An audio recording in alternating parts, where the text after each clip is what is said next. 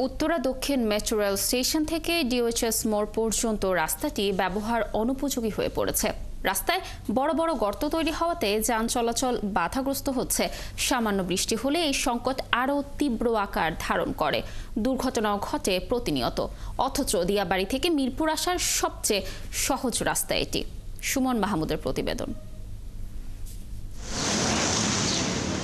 Metro রেলের উত্তরা দক্ষিণ station থেকে ডিওএইচএস পর্যন্ত সড়কটি উত্তরা থেকে সহজে ও স্বল্প সময়ে মিরপুরে পৌঁছানোর অন্যতম রাস্তা। কিন্তু রাস্তাটি তৈরি হওয়ার পর থেকেই ভাঙাচোরা। কখনোই সড়কটির কোনো সংস্কার হয়নি, অথচ প্রতিদিন কয়েক লাখ মানুষ রাস্তাটি ব্যবহার করেন। বড় বড় গর্ত থাকায় চলাচল প্রায় অসাধ্য। প্রতিনিয়ত ঘটে দুর্ঘটনা, আর সামান্য বৃষ্টিতে তৈরি হয় জলাবদ্ধতা। একদিনের যে মেট্রো রেল উদ্বোধন করতে যাবে তার জন্য এত খরচ করে একটা রাস্তা আংশিকভাবে করে রাখছে, যেটা কোনো অর্থই নাই, মূল্যই নাই।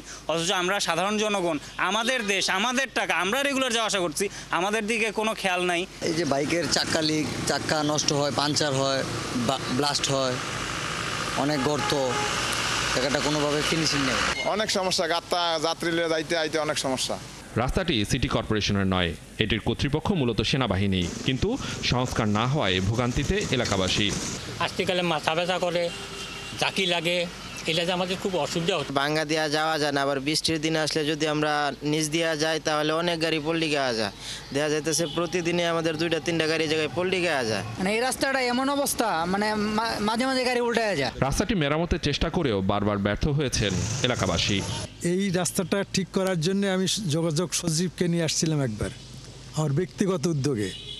তো উনি পরবর্তীতে সেনাপ্রধানের সাথে কথা বলে সেনাপ্রধান বললেন যে এই রাস্তাটা আসলে মানে পাবলিক রোড না, এইটা মনে হয় দেওয়া সম্ভব না। সেনাবাহিনীরও আমি দৃষ্টি আকর্ষণ করছি, জনস্বার্থে, জনগণের মানে নিরাপত্তা এবং জনগণের চলাচলের সুবিধার্থে এই রাস্তাটা যেন অতি সত্বর যেভাবে হোক একটা ব্যবস্থা করে দেওয়া হয়।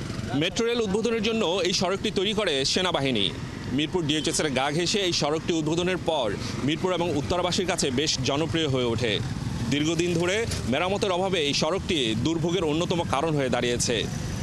সেনাবাহিনীর একটি ইতিবাচক সিদ্ধান্ত উত্তরা এবং মিরপুরবাসীর জন্য আশীর্বাদ হয়ে আসতে পারে এই সড়কটি।